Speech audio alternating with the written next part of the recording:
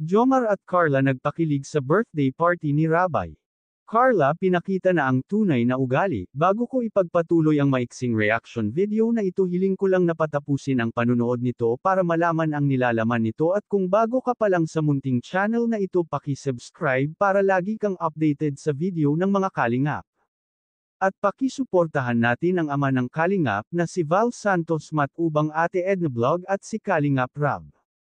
Isang mapagpalang araw sa inyong lahat mga kalingap, at shoutout nga pala sa patuloy na sumusuporta sa aking YouTube channel, lalong-lalo na sa mga viewers natin na walang sawang nanonood at sumusuporta. Salamat. Carla, kakaiba ang pinakita sa birthday party ni Baby Rabay. Todo practice ang ginagawa nilang mga kalingap angels. Ganito pala si Carla, pag hindi nahihiya mas magaling siya sumayaw at nakakasabay ito sa sayaw, hindi na ito nahuhuli katulad noon. Si Jomar naman ay nandyan lang nakatingin sa kanila habang nagpo-practice. At ang mainam pa nito ay kampante na si Carla kay Jomar na kahit andyan si Jomar nanunood sa kanila ay hindi na siya nahihiya.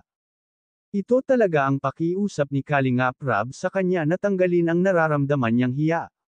Dahil kung mapapansin natin ay itong si Carla at Bianzi ay parehong mahiyain, kahit maganda sila ay hindi nila nararamdaman na maganda sila dahil kulang ang confidence nila sa sarili.